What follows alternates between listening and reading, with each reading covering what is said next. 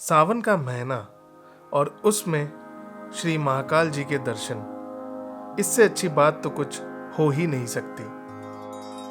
इस पावन अवसर में हम निकल पड़े श्री महाकाल जी के शहर उज्जैन। तो बोलिए जय श्री महाकाल। सावन का महीना था। हमें पता था कि भीड़ बहुत ज्यादा होने वाली है और पुणे से इंदौर तक की सिर्फ एक ही ट्रेन की सुविधा थी। हमने उसे ध्यान में रख के 2 महीने पहले ही सारी बुकिंग्स वगैरह कर ली थी।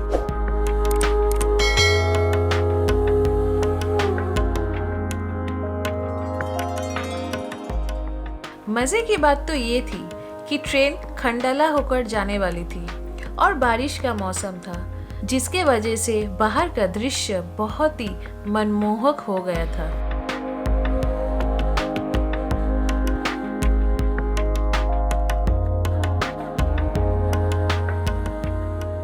इस तरह सफर का लुत्फ उठाते हुए और महाकाल जी का स्मरण करते करते हम पहुंचे Ujjain. Good morning and welcome to Ujjain. Shri Mahakaleshwar ji के शहर में आपका स्वागत है।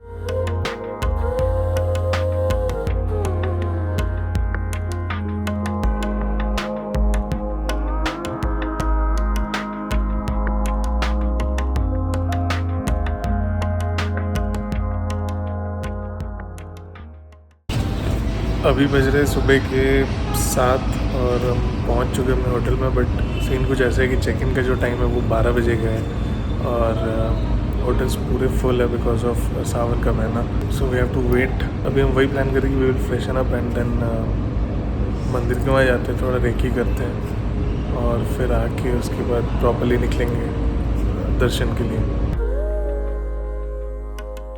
उज्जैन मध्य प्रदेश राज्य का एक प्राचीन नगर है जो शिप्रा नदी के किनारे बसता है। ये एक प्राचीन और पवित्र नगर है जिसका इतिहास हजारों सालों पुराना है। ये शहर भारत की सबसे पुराने नगरों में से एक है। अगले वीडियो में हम उज्जैन के बारे में और भी जानेंगे और उज्जैन के दर्शनीय स्थलों की यात्रा करेंगे। चेक इन में वक्त रहने के कारण हम चल पड़े महाकालेश्वर टेम्पल के इर्द गिर्द रेकी करने। हम पहुंच गए महाकाल मंदिर के सबसे नए और भव्य आकर्षण श्री महाकाल लोक की दर्शन करने। ये कॉरिडोर एक विशाल और अद्भुत परियोजना है जो भगवान शिव के इतिहास, लीलाओं और रूपों को दर्शाता है। लगभग 900 मीटर लंबा ये कॉरिडोर प्रतिमाओं, पेंटिंग्स और प्राकृतिक सौंदर्य से भरा हुआ है। यह आपको शिव पुराण के किस्से, शिव के अनेक रूपों की मूर्तियां जैसे नंदी, त्रिपुरासुर, वध, वीरभद्र और शिव तांडव के दृश्य मिलते हैं।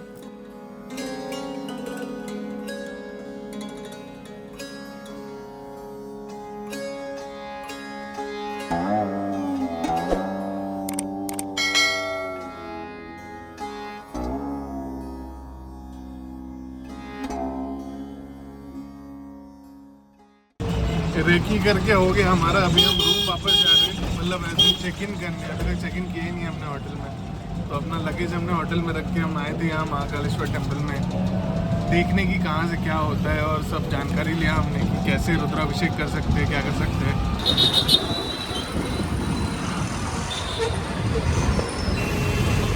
वापस आके चेक इन करने के बाद हमने कुछ वक्त रेस्ट किया।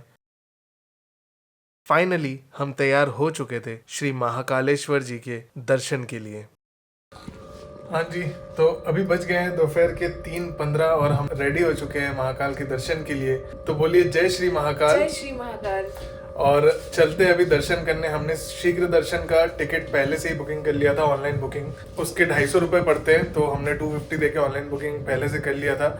हमारा जो टाइम है वो 5 से 6 का है, तो हम ट्राई करेंगे कि अभी जो कॉरिडोर है उसको एक बार फिर से घूम के फिर गेट नंबर 1 नहीं तो गेट नंबर 4 से दर्शन करें। तो जैसा ऐसा होगा मैं आपको बताते जाऊंगा। मोबाइल फ़ोन कहाँ तक अलाउड है even I am not sure. जहाँ तक ले जा सकेंगे, जितना शूट कर सकेंगे वो करेंगे। तो चलिए, श्री महाकाल जी के दर्शन करने का वक्त आ चुका है।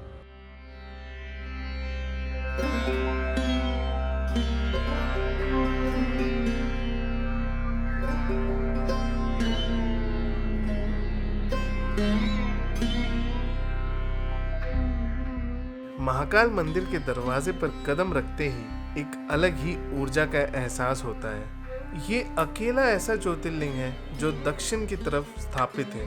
महाकालेश्वर जी के दर्शन सिर्फ एक भक्ति का केंद्र नहीं, बल्कि एक आध्यात्मिक जागरण का स्रोत है। यहाँ आकर भक्त अकाल मृत्यु के भय से मुक्ति, मन की शांति और पापों से मुक्ति का अनुभव करते हैं। यहाँ के भस्म आरती, महाकाल लोक की दिव्यता और शिव के दर्शन जीवन को एक नई दिशा देते हैं। ये यात्रा एक ऐसी याद बन जाती है जो जिंदगी भर साथ चलती है। जय श्री महाकाल। हमने अपनी शीघ्र दर्शन की टिकट पहले ही बुक कर ली थी, तो आप भी अगर बिना किसी दिक्कत के दर्शन करना चाहते हैं तो आप भी अपना शीघ्र दर्शन की टिकट्स पहले से ही बुक करके आ सकते हो और यहाँ आके आप अपना फिजिकल टिकट काउंटर से ले सकते हो। और आखिरकार इतना ट्रैवल, इतना कुछ के बाद हम महाकालेश्वर जी के बिल्कुल सामने थे और वो दृश्य हम शब्दों में बयां नहीं कर सकते। मानो कि वक्त थम सा गया था और हमने एक अलग ही ऊर्जा को महसूस किया।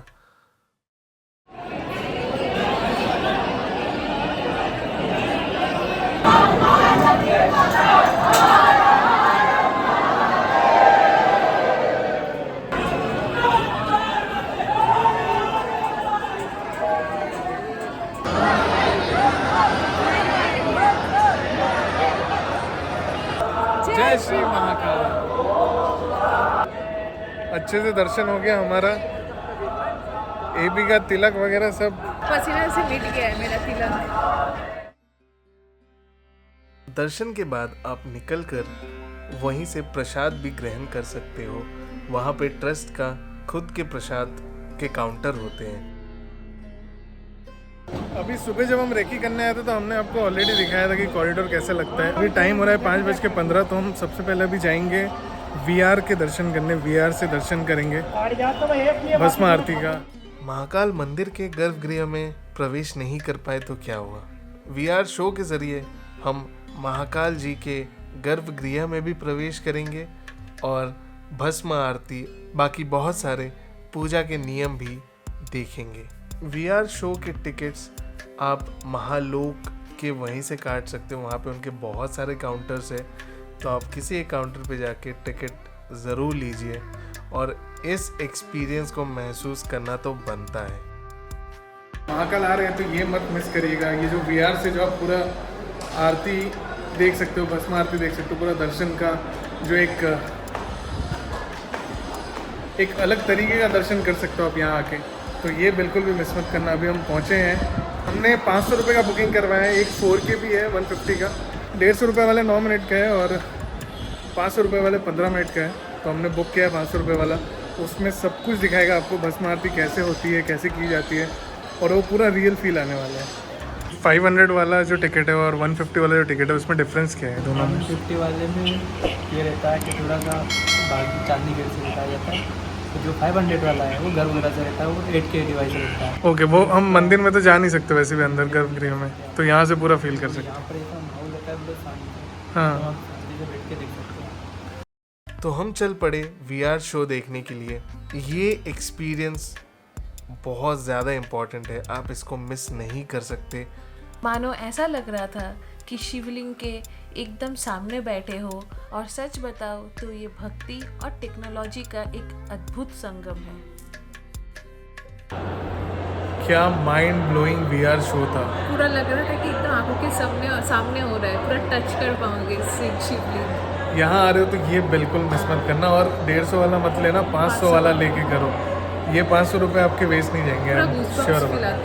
बहुत ज़्यादा आप एकदम ऐसे लग रहा है कि आप गर्भगृह में ही बैठे हो, सारे पुजारियों के साथ आप भी पूजा कर रहे हो, और वो फीलिंग ही अलग है। मतलब मैं समझा ही नहीं सकता आपको। वो आप आओगे खुद जब तक करोगे नहीं ना वो वाला एक्सपीरियंस, तब तक आप समझ ही नहीं पाओगे कि वो कितना बेहतरीन है। बहुत सुंदर है, बहुत सुंदर है। अब महाकालेश्वर जी की एक बार दर्शन करके किसका मन भर सकता है, और संध्या आरती का भी वक्त हो रहा था, तो हमने सोचा क्यों ना एक बार अपनी किस्मत फिर से आजमाएं। हमने फिर से शीघ्र दर्शन की एक टिकट वहाँ काउंटर से ही बुक कर ली और दिल में एक छोटी सी आशा लेकर आगे बढ़े कि हम संध्या आरती देख सकें। और मानो किस्मत भी हमारे साथ थी। हम जैसे ही अंदर गए और आरती शुरू ही होने वाली थी।